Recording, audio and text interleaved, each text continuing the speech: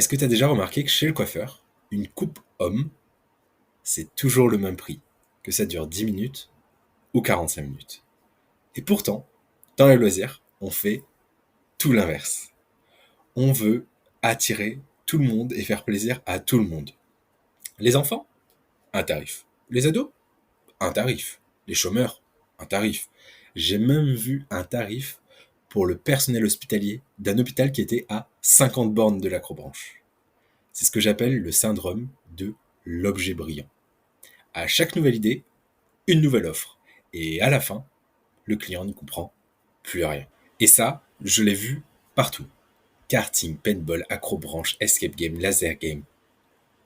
Des prix qui partent dans tous les sens. Et aujourd'hui, je te montre dans cette rapide vidéo les 5 erreurs qui font que tu tues ton propre business et comment les corriger.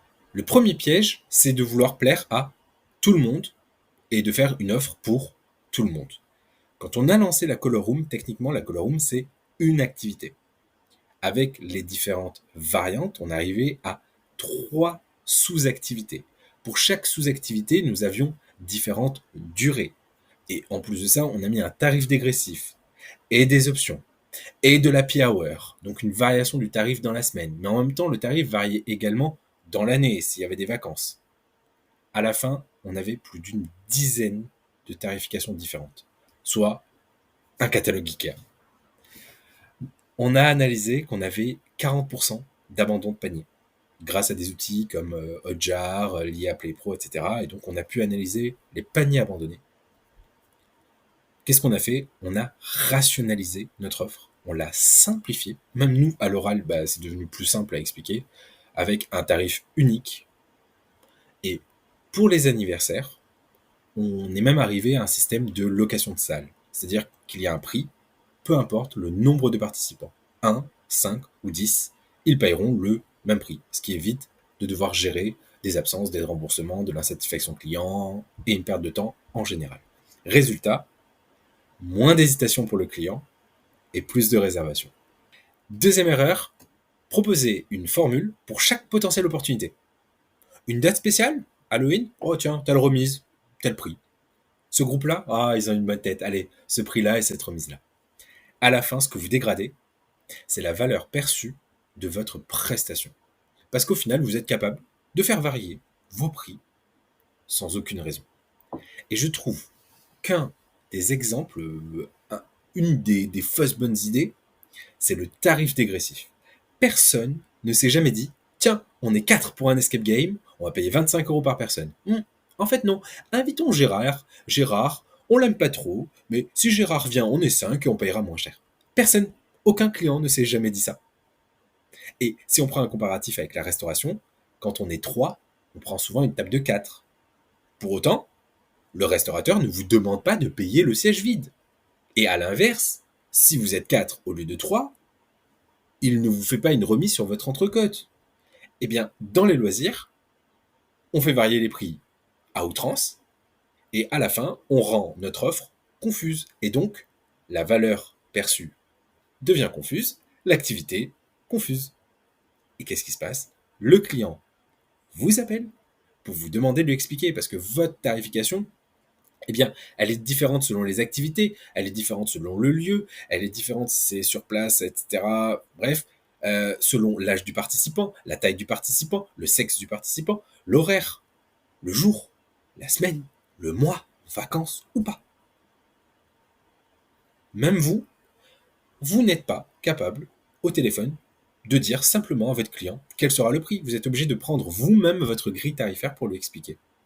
Et à la fin, votre client, 1, il ne réserve pas en ligne, 2, vous perdez du temps, 3, vous expliquez quelque chose qui est confus et qui reste confus, et à la fin, votre client vous dit, quitte à vous avoir au téléphone, autant que vous preniez ma réservation, s'il arrive jusque-là, puisque au téléphone, vous passez plus de temps à lui expliquer votre grille tarifaire qu'à lui expliquer l'expérience client, l'expérience en termes d'activité, qu'il va vivre sur place. C'est ce qui m'amène à la troisième erreur, le prix flou. Et c'est souvent lié. Durées qui sont bizarres, des frais cachés, et on ne sait pas si on les a payés ou pas payés. Des remises cumulables mais non additionnables sur des plages horaires spécifiques. mais pas réellement dit. Bref, ces éléments-là apportent encore une couche de complexité. À la fin, votre client ne sait même pas ce qu'il va payer. Et il sera dans une position d'inconfort. Si c'est le cas pendant l'activité, sachez que ça va s'exprimer au moment du paiement. Et si votre client vient avoir une mauvaise surprise, il vous le fera savoir, et souvent par une mauvaise note sur Google. Enfin, quatrième erreur, pas de hiérarchisation, pas d'offre standard. Vous voyez, à chaque fois qu'on arrive sur un site e-commerce, on a cette offre-là, top vente ou meilleure vente, best-seller. C'est l'offre que prennent 80% de vos clients. Mettez-la en avant. Parce que, encore une fois, vous simplifiez la vie de votre client. 80% de vos clients ont l'habitude de prendre cette offre-là. Mettez-la en avant. Faites-lui gagner du temps. Et si vous voulez faire de l'upsell, de la vente additionnelle, eh bien, travaillez votre processus de vente pour arriver à faire de la vente additionnelle quand votre client arrivera sur place. Par exemple, si la top vente, c'est l'activité avec la durée 1 heure, sur place, vous pouvez proposer à votre client de rajouter 30 minutes d'extra, par exemple.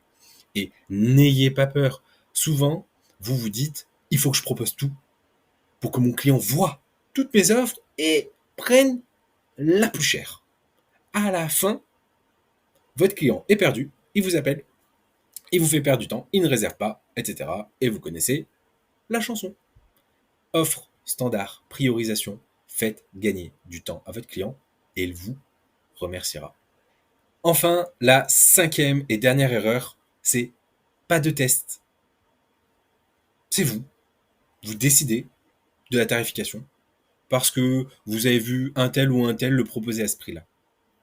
Un prix doit reposer sur 2 éléments. Le premier élément, c'est votre rentabilité. Combien vous coûte un client lorsqu'il fait votre activité? À partir de là, vous connaissez le prix minimum, ou du moins le prix qui vous rapportera 0 € de marge. Et de l'autre côté, vous avez le prix psychologique. Quel est le prix que le client est prêt à payer pour votre activité? Et pour ça, il faut faire des tests. Alors, vous pouvez tester en faisant des sondages, en demandant à votre client, et si vous avez payé 2 € de plus, est-ce que vous serez venu? Le meilleur des tests reste quand même le cas réel, et vous pouvez mettre des outils comme Hotjar, qui permettent d'analyser votre site internet. Ok, avec tel prix affiché, vous voyez que les clients ne cliquent pas sur l'offre. Proposez 1 € de moins, et vous verrez s'ils cliquent dessus, et si vous augmentez de 20% le nombre de clics. C'est en testant et en itérant que vous allez trouver le juste prix. En bonus, ça me fait penser à 2 sujets qui vont vous montrer que le prix peut être votre meilleur allié. Le premier point, c'est le prix à payer pour les accompagnants. Et je pense notamment aux adultes, dans les kids parks ou dans les trampoparks. Alors, il y a 2 écoles. Il y a ceux qui font payer 2 € par exemple. Il y a ceux qui ne font pas payer les accompagnants, mais limités, voilà, une place enfant égale 2 potentiels accompagnants. Et il y a un intermédiaire, alors là totalement fou, que je déteste, c'est ils font payer 2 € mais ils offrent le café, aucun sens. Voilà, pour le coup, je suis totalement contre. Bref. Ce qui peut être malin, c'est de travailler la tarification de l'entrée pour les enfants, puisque c'est réellement eux qui vont profiter de la valeur apportée, donc des toboggans, etc. C'est eux qui vont kiffer. Et souvent pour les parents, c'est un peu un calvaire parce que c'est bruyant, ça court partout, bref. Bon, c'est pas le moment que les parents préfèrent. Euh, et donc, ce que vous pouvez faire, c'est travailler le prix de l'entrée pour les enfants pour inclure la gratuité des parents. Et donc, travailler derrière des publicités ou des visuels sur les réseaux sociaux, sur des flyers, à l'entrée, etc. pour dire que chez vous, les adultes, c'est gratuit. Ou du moins offert. On reviendra dans une prochaine vidéo sur la différence gratuité et offert. Je pense également à un deuxième sujet, celui des équipements.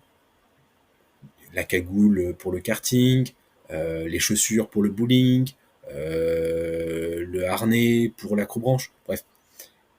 Le fait de proposer une tarification avec la partie plus l'équipement, alors qu'en réalité, personne n'a jamais l'équipement, et du coup, poussez votre client à faire le calcul. Ok, la partie c'est tel prix, il faut que j'ajoute les chaussures, etc. Et donc ça mènera à tel prix. Bref, incluez directement le prix des options qui sont obligatoires dans le prix de l'activité et indiquez que chez vous, c'est offert. Et là, le prix devient un argument de vente, voire même un élément différenciant par rapport à la concurrence. En résumé, le syndrome de l'objet brillant, c'est séduisant à court terme, mais dévastateur à long terme. Si tu veux que le prix travaille pour toi, il faut le simplifier. Il faut avoir quelques paramètres qui permettent une variation et qui soient intelligibles pour ton client. Et bien entendu, il faut le tester régulièrement pour trouver le juste prix dans le temps. N'oublie pas, ton prix, c'est ton meilleur vendeur à condition qu'il soit simple à comprendre. Et si tu passes beaucoup de temps au téléphone avec tes clients à expliquer ta grille tarifaire ou tes horaires d'ouverture, au lieu de passer du temps à faire découvrir ton activité et le déroulé de ton activité, c'est qu'il y a un problème et il ne faut pas toujours se réfugier derrière le client ne lit pas, le client est idiot, etc., etc. À un moment, il faut aussi assumer ses erreurs et faire quelque chose de simple. Tu sais tout. Maintenant, à toi de jouer.